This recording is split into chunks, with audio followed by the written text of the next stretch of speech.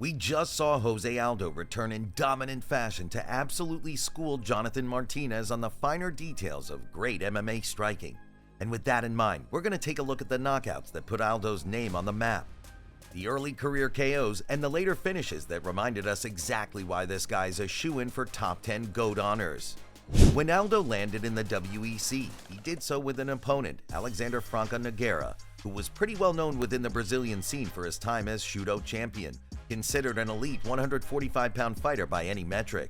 But he just couldn't get Aldo to the ground, and once Jose felt confident striking from his top position, we saw him quickly overpower Nogueira and take home a TKO in his opening bout with this new promotion. Jonathan Brookins never quite made it to the elite of the elite at 145, but he certainly shared the cage with some icons of the division. And with his long frame, he was always going to present his opponent with a tricky matchup.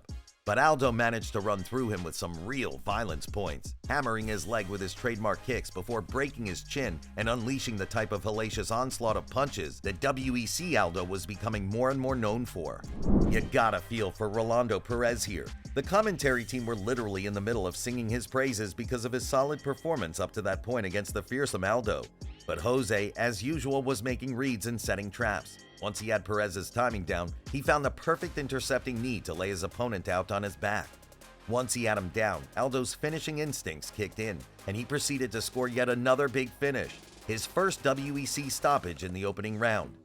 Aldo was already gathering some buzz at this point, and the scary thing was that he was clearly getting better. Remember, if you're enjoying this content, be sure to leave a like and a comment before subscribing to the channel so you don't miss a single upload. The Chris Mickle fight was just too easy for Aldo. After just 1 minute of fighting, Jose already had his opponent totally figured out. And from here, he used that brutal intercepting knee, along with a barrage of punches, to convince the ref to step in and call this one off. Aldo needed a real jump up in competition, that much was clear. When Aldo finally got that step up in opponent's skill level, fans were delighted to see him matched up with a striker as good as Cub Swanson. But Aldo would not be drawn into a long, brutal back and forth. No, he instead timed Swanson for a huge flying knee to get a knockout just 8 seconds into the first round. This man was ready for a title shot. Those of you who know Mike Brown for his excellent work as a coach nowadays might not be aware of just how good a fighter and how great of a champ he was during his prime. 10 fights unbeaten, and with wins over guys like Yves Edwards, Mark Hominick, Leonard Garcia, and Uriah Faber twice, Mike Brown is a forgotten great of this era. And that is largely down to the fact that Aldo was just way better, and as soon as he had Brown in trouble, the ground and pound that followed was swift and merciless. A new champion was crowned, and it was clear now that Jose Aldo was the best featherweight in the sport, period.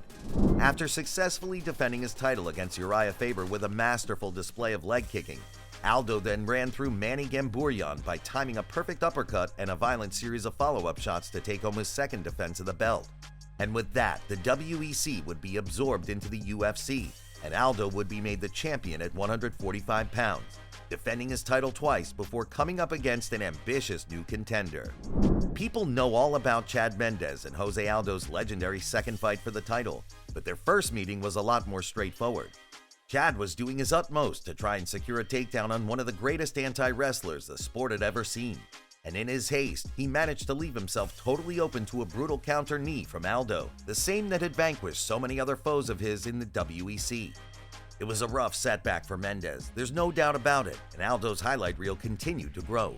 These two would of course meet again, with a new and improved Mendes taking Aldo to the scorecards, but Jose would get his hand raised, making one of the great featherweight fights of all time. The Chan Sung Jung fight was a very interesting one, but it was also about with a pretty unfortunate conclusion. Jung was doing decent work at first, but in round 4, he had the misfortune of popping his shoulder out of place.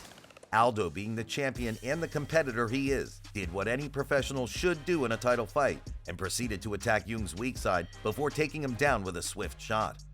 And from there, it was just a matter of ground and pounding a one-armed Korean zombie on his way to yet another title defense. Again, this one was a tough pill to swallow for any Jung fans out there, but Aldo did his job, and he did it pretty damn well. We take a pretty big jump forward in time next. After Aldo defended his title a few more times before losing it in dramatic fashion against Conor McGregor, he then, of course, won it back, only to lose twice to Max Holloway. Was Aldo's time as a top-level fighter finally through? Well, he'd been finished 3 times against his fellow elites, so it certainly didn't look good for this legendary Brazilian. But as it turned out, counting out Jose Aldo was a huge mistake. Jeremy Stephens, the self-described hard-hitting 145-pounder, was indeed a tricky matchup for Aldo. After taking such massive damage in his recent run, it did seem as though Stephens could well be the type of fighter who could break through and prove that this old legend's race was finally run. And early on, Stephens was doing decently well to put Aldo's limits to the test. But Jose was still in the fight, and despite being faced with a guy who was known for his granite chin, Aldo swung a hammer blow to the body instead and crushed Stephens' midsection. Seriously, you won't see a better body punch in MMA than this one. And the sound it made was truly brutal, as great a finish as Aldo has ever had. And finally, we come to the most recent finish in Aldo's catalog, and it's fitting that his final victory as a featherweight came with a real WEC fury to it. Aldo had a pretty even first round with Renato Moicano, going tit for tat with his fellow Brazilian.